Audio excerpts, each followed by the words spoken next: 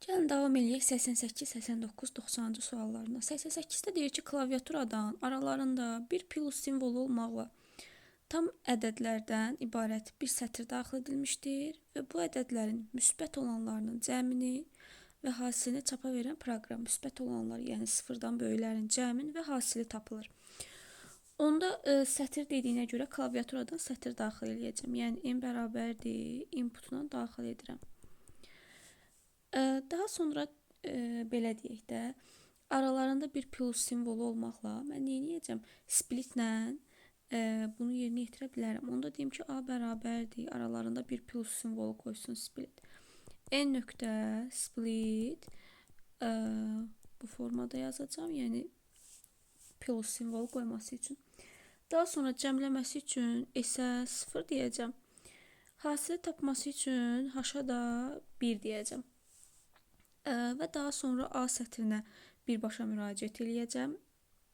Daha doğrusu A artıq split eləyəndə sətri siyahıya çevirir, siyahı olur. Yəni for I in A. Gedib birbaşa müraciət eləyəcəm.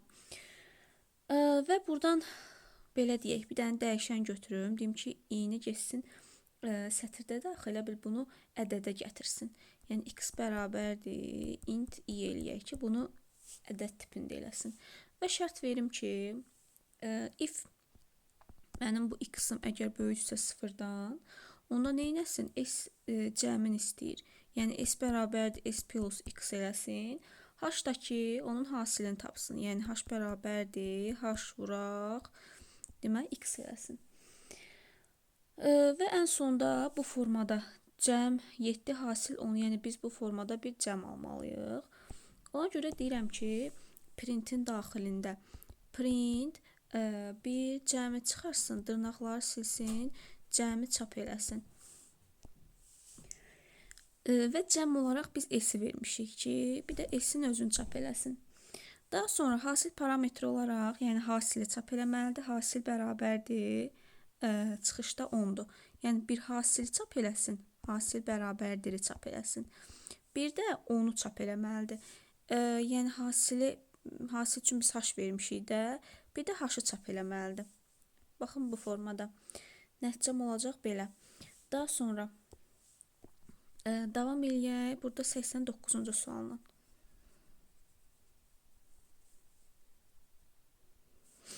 Deməli, deyir ki, girişə n natural, x və a həqiqi ədədləri verilmişdir.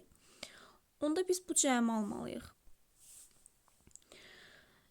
Və bu cəmi almaq üçün də blok sxem qurmalıyıq. İndi gəlin buna da baxaq. Əvvəlcə bu mənə verdiyi ədədləri daxil eləyəcəm. Deməli, başlanğıc blokum.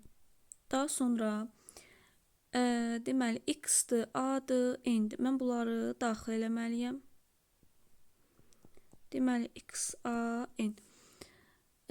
Daha sonra baxıram ki, hər dəfə neyinir? A-nın üstünə x gəlir, 2x kvadratı. Onda bu 1x üstü 1 olur. 2x üstü 2, 3x üstü 3. Onda n x üstü n olur. Deməli, onda dövrü idarə etməsi üçün belə deyək, i-yə 1 verək ki, dövrü idarə eləsin. Və cəm parametri olaraq da S orada vurmanı yerinə yetirəcək. Ona görə S-ə də bir daxil eləyirəm.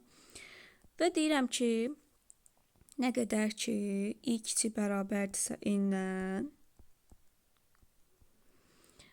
onda deməli, hə deyəndə hesablasın nəyi?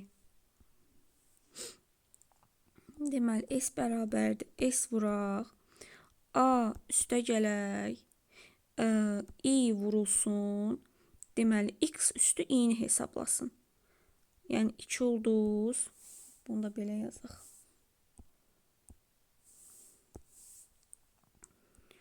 İki ulduz,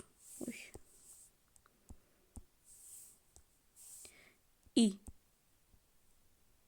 Yəni, geçsin, a üstə gələ i vuraq, x üstü i-ni hesablasın.